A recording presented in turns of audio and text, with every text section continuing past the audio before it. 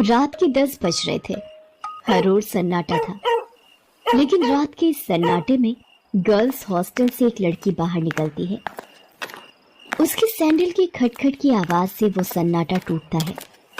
बाहर उसके इंतजार में एक आदमी अपनी बड़ी और लंबी सी कार में बैठा हुआ है। वो उसकी कार के पास जाती है और उसके शीशे पर नॉक करती है। शीशा खुलता है। लड़की अंदर बैठे शख्स से पूछती है, दिवाकर मित्तल? अंदर बैठा आदमी सहमति में अपना सिर हिलाता है। फिर वो लड़की, जिसका नाम शोभा था, वो उसकी गाड़ी में उसकी बगल वाली सीट पर बैठ जाती है। दिवाकर मित्तल उसके चेहरे की ओर मुस्कुराकर देखता है और कहता है, जैसा सुना था वैसे ही हो तुम, बहुत तीखी, लाल मिर्च की तरह। दिवाकर मित्तल के पैर कार के एक्सीलेटर पर जाते हैं और पल भर में कार हवा से बातें करने लगती है। थोड़ी देर बाद वो कार शहर के एक सबसे बड़े 5 स्टार होटल में प्रवेश करती है। दिवाकर मित्तल पार्किंग में अपनी कार लगाता है और होटल के रिसेप्शन पर जाता है और अपनी प्री बुकिंग के बारे में बताता है। दिवाकर अपने रूम की चाबी लेता है और शोभा के साथ उस कमरे में जाता है। दिवाकर दरवाजा बंद करता है और शोभा से पूछता है, कुछ लोगे तुम, पीने या खाने में? आप जो भी मंगा लीजिए। दिवाकर होटल के कमरे में लगे फोन से रिसेप्शन पर कॉल करके अपना ऑर्डर देता है। थोड़ी देर में वेटर ऑर्डर लेकर आ जाता है। वे दोनों खाने के साथ साथ थोड़ा थोड़ा पीते भी हैं और फिर दिवाकर और शोभा एक दूसरे में खो जाते हैं। सुबह जब शोभा की नींद खुलती है तो दिवाकर वहां नहीं होता है। उसके तकिए के नीचे नोटों की गड्डी रखी होती है। वो गड्डी को उठाती है, फिर होटल के बाहर आती है। बाहर आकर वो एक कैब बुक करती है और उसमें बैठकर गर्ल्स हॉस्टल की ओर निकल जाती है। कैब वाला बीच बीच में उसे घूर कर देखता है तो शोभा को गुस्सा आ जाता है। क्या देख रहे हो? क्या देख रहे हो बार बार पीछे मुड़कर? आगे देखकर गाड़ी चलाओ, नहीं तो अभी तेरी कंपनी में फोन करूंगी, फिर सारा घूरना निकल जाएगा। कैब वाला शोभा की बातों से डर गया।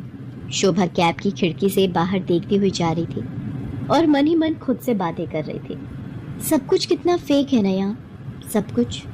कौन आदमी कौन सा चेहरा लगाए घूम रहा है, किसी को पता नहीं है। मैं भी तो पिछले कई महीनों से एक नकली चेहरा लगाए घूम रही हूँ। सच कहूँ तो घिन आती है मुझे उस चेहरे से, दम घुटता है मेरा। लेकिन अब इस चेहरे के बिना मैं रह भी तो नहीं सकती। ये कहानी है जमालपुर की रहने वाली शोभा की। शोभा शहर के एक हॉस्टल में रहती है और इंजीनियरिंग की पढ़ाई कर रही है। वो 8 महीने पहले ही शहर आई है। शोभा के पिता दीनदयाल उससे बहुत प्यार करते हैं। उसे अब भी याद है जब वो ट्रेन में बैठकर शहर आ रही थी तो। क्या बाबा, आप इस तरह बच्चों की तरह रोएंगे तो मैं शहर कैसे जाऊंगी? क्या कहूँ शोभा, 5 बरस की थी तू जब तेरी अम्मा तुझे गोद में डालकर हमेशा के लिए हम सबको छोड़कर चली गई। तब से तुझे ही देखकर जिया है। जानती हूँ बाबा। सोचा था कि एक बार ही तुझे विदा करूंगा जब तेरी शादी होगी, लेकिन शादी के पहले ही। ये कहकर दीनदयाल शोभा को गले लगाकर फिर से फूट फूट कर रोने लगा। ठीक है बाबा, मैं नहीं जाती हूँ शहर, यही रहती हूँ आपके पास। लेकिन आप ही तो हमेशा जिद करते हैं कि तुम्हें खूब पढ़ना है, बहुत बड़ा आदमी बनना है। अब आगे की पढ़ाई गाँव में तो नहीं हो सकती, तभी तो मैं शहर जा रही हूँ। ठीक है, मैं ट्रेन से उतर जाती हूँ। उसी समय ट्रेन की सीटी बजी। दीनदयाल जल्दी से ट्रेन से उतरा। ट्रेन ने कुछ ही देर में रफ्तार पकड़ ली। शोभा ट्रेन से आगे निकलती गई और दीनदयाल पीछे छूटता गया। शहर में शोभा गर्ल्स हॉस्टल में रहने लगी और अपनी पढ़ाई करने लगी। उसकी रूम पार्टनर थी रेखा। रेखा का बैकग्राउंड भी शोभा की तरह ही था। उसके पिता नहीं थे। उसकी माँ दूसरों के खेतों में काम करती थी। बहुत कठिनाई से गुजर बसर होता था। एक दिन की बात है, शोभा कमरे की सफाई कर रही थी तो उसे रेखा के तकिए के नीचे से नोटों की गड्डी मिली। इतने सारे पैसे, ये यहाँ कैसे आए? रेखा उस समय नहा रही थी।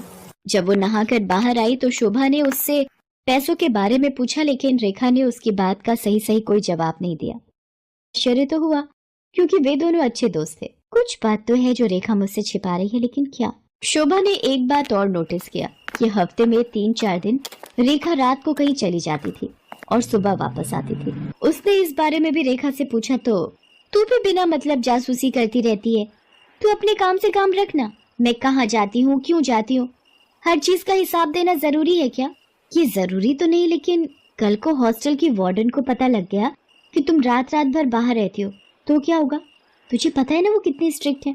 तो उसकी फिक्र मत कर, मैं संभाल लूंगी उन्हें। धीरे धीरे शोभा ने रेखा की लाइफस्टाइल में बहुत तब्दीली देखी। वो महंगे से महंगे कपड़े और जूते खरीदती, लेटेस्ट मोबाइल फोन रखती, उसका जब जो मन करता वो करती।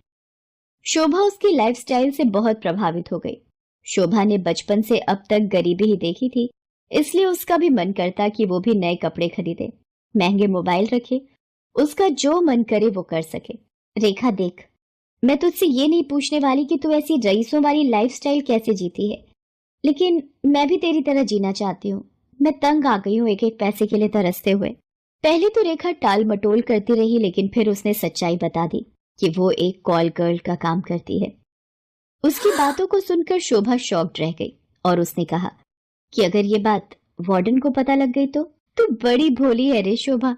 हॉस्टल की वार्डन को सब पता है, वही तो हमें दबाव डालकर भेजती है लोगों के पास। वार्डन की सारी सच्चाई जानकर शोभा एक बार फिर से चौंक गई।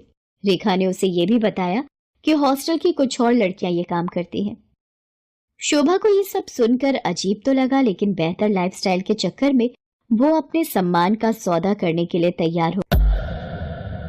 मैं इस गंदे दलदल में फंस गई हूँ।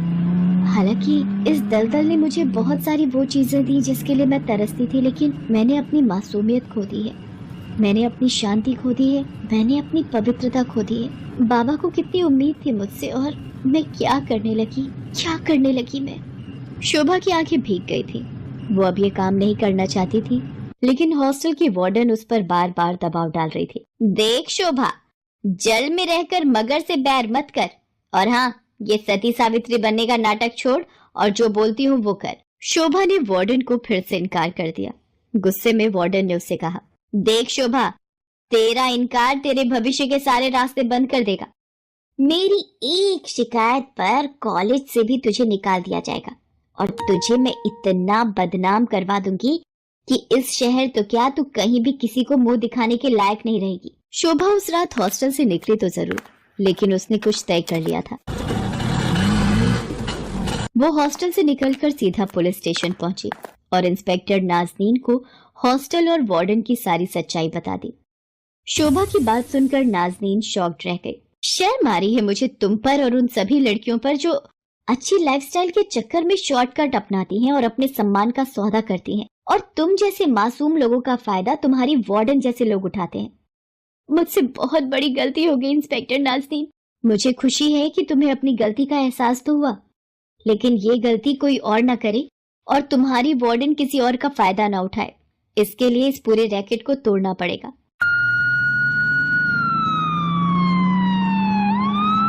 इंस्पेक्टर नाज़नीन ने वार्डन को गिरफ्तार कर लिया और उसे जेल भेज दिया।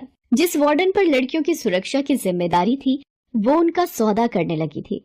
इस बात को सुनकर पूरा शहर सन्न रह गया। आज शोभा इंजीनियरिंग के लास्ट ईयर में है और वो बहुत ही मेहनत से अपनी पढ़ाई कर रही है। आखिर उसे अपने बाबा का सपना जो पूरा करना है,